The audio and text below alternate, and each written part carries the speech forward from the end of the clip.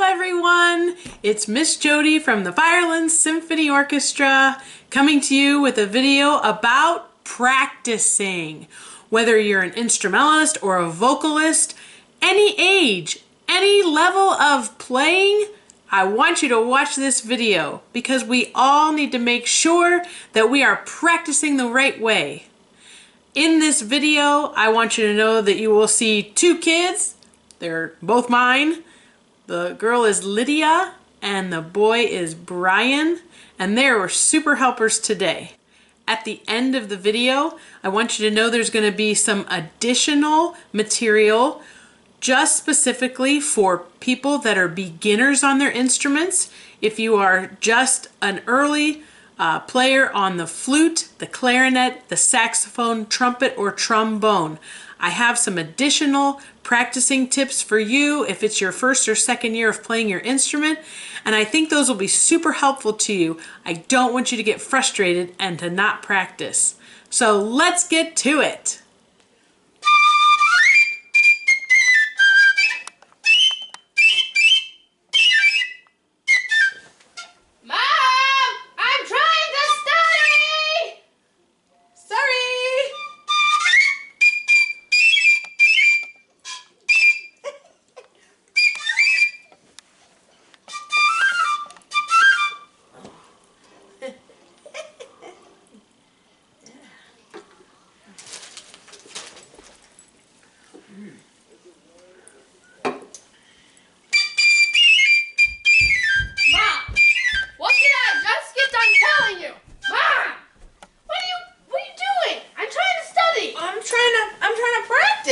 Like this with music and the TV on and your chips? What? So, did any of that look familiar to you when you've practiced in the past? Well, maybe we should revisit exactly the best way to practice and get the most out of our practice time. Let's see what we can do better. Okay, yeah. It's time for me to practice my basketball skills. Get my mad skills up, yeah. Oh. I think one of the best things we have to remember before we get started in practicing is that having really good equipment and a really good setup is the best way to get the most out of our practicing. The first thing we need to do is make sure we have a great chair. This is a good chair because it's nice and sturdy and it's not squishy, and it gives me a good posture when I'm sitting down. The next thing we need is a good sturdy music stand. If we have a good sturdy music stand, our music will be able to stay right there in front of our eyes without our heads being down like if it's on the floor, and we need to make sure that we have something that'll hold up whatever weight amount of music we have on here. Make sure it can hold up the weight of that music.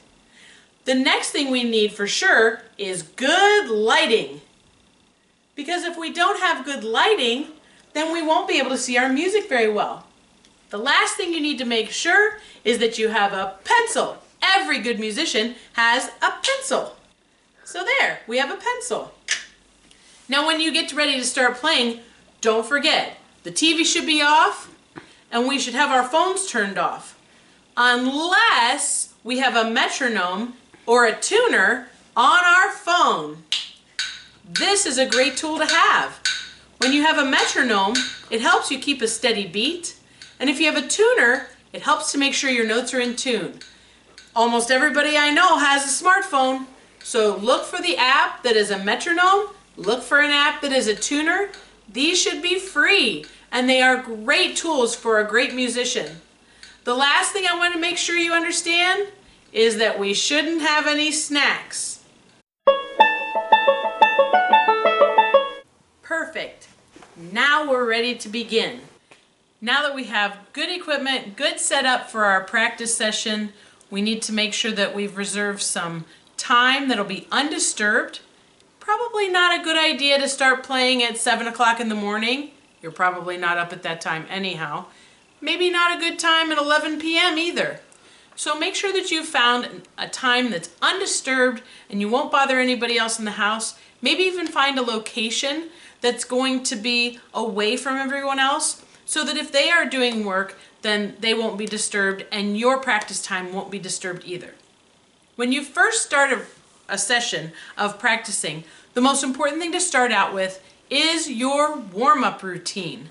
It's very important to get your warm-up routine in at the beginning every single day. It warms up those muscles just like if you were going to do exercising or any of your sports. We always start with a warm-up. We have to get the muscles in our armature ready. We have to wake up the muscles in our hands and our fingers, and we have to make sure that our minds are ready to focus on what we're about to do. Warming up is very important. Leg stretches in. All right, who's ready? Let's do a race. Yeah, I just got up, but I'm ready to race too. You sure? Yours? I don't need to warm up. Okie dokie. Let's go. Go. Spring line right here.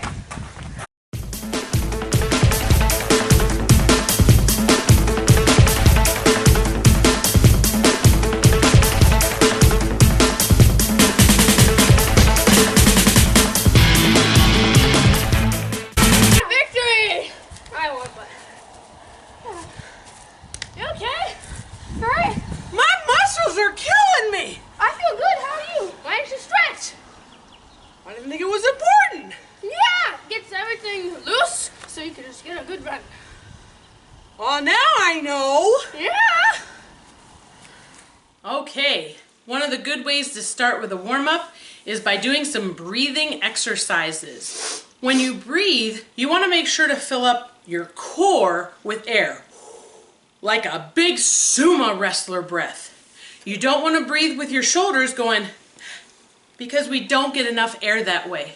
So we want to do some practicing of our breathing. Make sure your bellies are filling up with air.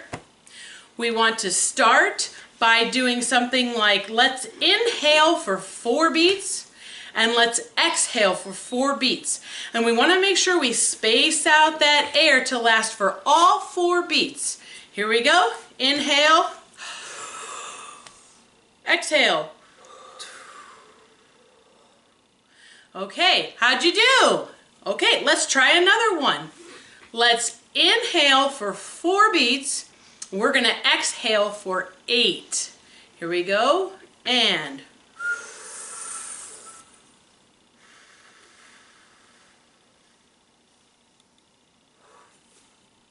again, trying to make that air last for all 8 beats. Now, let's try another one. Let's inhale this time for 2 beats and exhale for 4. Here we go, and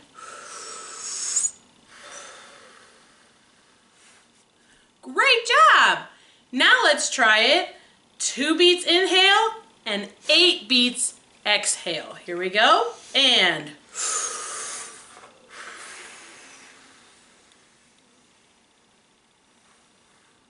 how did you do? Okay, are you feeling those muscles working? In our music, we might not have 4 beats to inhale. We might not even have 2 beats to inhale. So let's do one more breathing exercise. We're gonna inhale for just 1 beat, exhale for 8 beats. Don't forget, open up your throat, get a good column of air, and let's try this. Ready? Inhale 1, exhale 8, and go.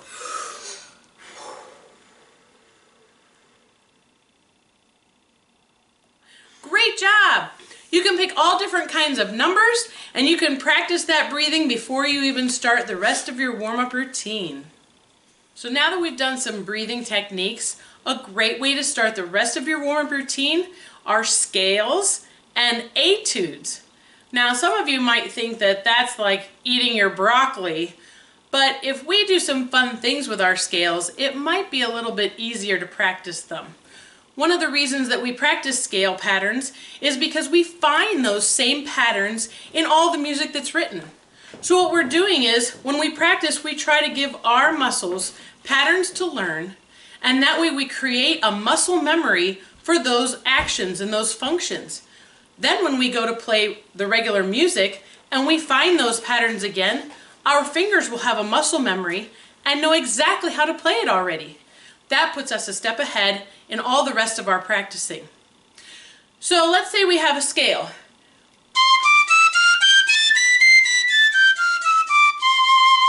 Okay, so that's just a normal scale, but maybe I want to add some articulations to it.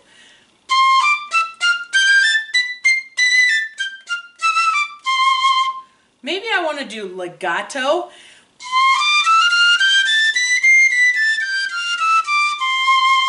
Maybe I want to do staccato.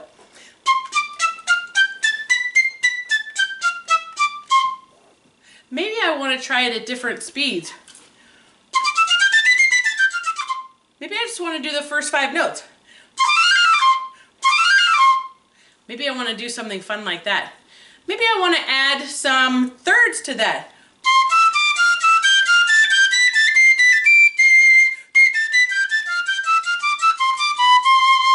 Again, those are patterns that you're going to want to add to your routine every single day.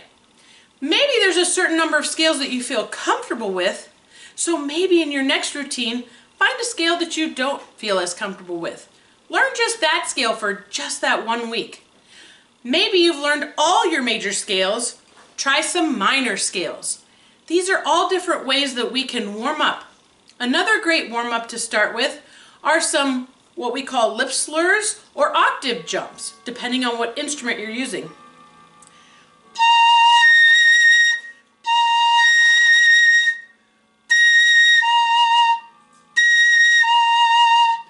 I always like to practice my octave jumps going up a couple times and going down a couple times.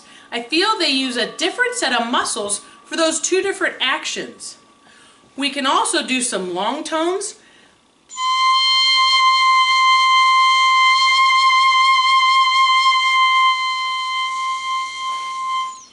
Maybe add some vibrato, maybe add dynamics in there. But those long tones really build a lot of muscle and get you to really focus on the tone of your notes. These are all great ways to start a practice routine. You will find that your music sounds so much better if we start with a great warm-up routine. Now that you've done your warm-up routine, now we need to move on to some actual music that you want to practice. I suggest starting with some new and challenging music. Start with the trickier stuff first. Identify the parts that give you a little trouble and start practicing with those. That way, you have a good patience right now and you're not frustrated with anything. You want to make sure that you tackle those tricky parts first. Then, I want you to go ahead and play something that you love to play, something fun. Maybe it's something from pep band, maybe it's something you learned in your band class, maybe it's something that you heard in a movie, but I want you to find some fun music for you to play, and that's a great reward once you've worked hard on some tricky music. I want you to also think about trying different styles of music. Maybe you've already played a lot of pep band music, maybe you like classical music, but I want you to expand your horizons. Try some ragtime. Try some jazz, maybe some contemporary music, maybe some folk songs. What about bluegrass? There's so many different kinds of music. I want you to try some music that you've never tried before. I also want you to think about trying some music of a composer that you already know you like. I discovered when I was out of college even that I actually like to read books. I never knew I liked to read books because every book I read, I did not like to read. It was only when I found out that I liked reading stuff about magical wizards that I found out that I did like reading books. I also discovered that certain composers, I loved all their music. And there's certain composers, I didn't like any of their music. So it was interesting to find out that once I found a composer that I liked, I could look up lots of music from that same composer, and I was probably going to find more music that I found exciting to play and learn. Another thing I want you to do is record yourself playing and listen to recordings of other professionals playing. And then you will hear how your sound compares to professional playing and see if you can match that. Listen to yourself and evaluate yourself. See what you think could be better. When you've done that and you feel like you're tired of being alone playing your instrument, I bet you know how to use FaceTime or Zoom, and you would be able to match up with a friend. Maybe we could try some things with our friends. Hey Lydia! Hi Jody! Do you want to do some music stuff together? Sure! Okay, great. Now, I'm going to play on my piccolo and you're going to sing, okay? Okay. Okay. So, how about if we play name that tune? Can you do name that tune? Yeah. Okay, here's a song. Now wait, I'm going to play a little bit.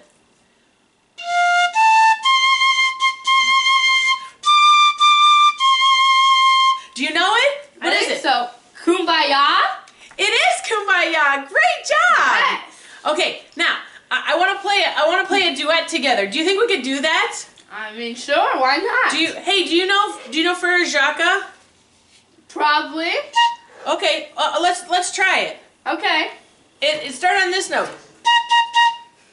La la la la la la la la la la la.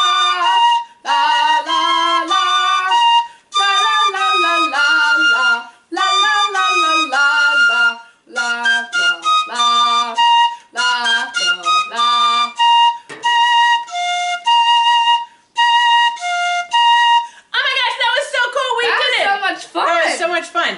You know what else we could do? Well, I could like play a song and you could see if you can name like how many beats are in each measure and see if you know it. And then after that, you know what we could do? Like you could sing a rhythm to me and I'll try to match it. I'll try to echo you, okay? Okay. Okay, this is going to be so much fun. Yes. I hope you found some valuable information on my practicing video. Just a couple extra things I wanted to mention. If for some reason you do not have a music stand, I did want to tell you that you can find ways to prop up your music on a regular table, maybe your eating table somewhere where you dine. I sometimes take a basket and put my music in front of the basket and actually put 2 cans of tuna in front of it to hold the music up. I don't want you to practice leaning down to look at your music on the ground or sitting on your bed. I want you to make sure that your music is up in front of you so that your head is in the right position. Also, if you're one of those advanced players who plays more than one instrument, make sure you carve out enough time to give each of your instruments their own separate practice time. Don't gyp some of those other instruments that are your secondary instruments. Keep those going too.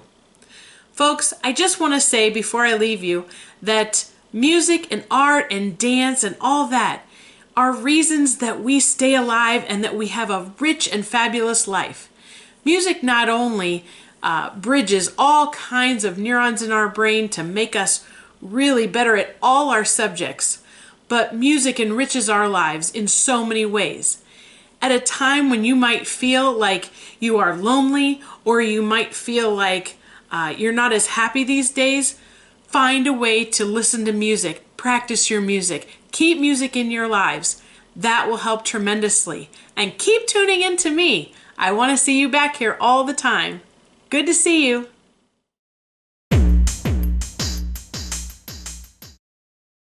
It's time for Miss Jody's Mad Jam Song Selection.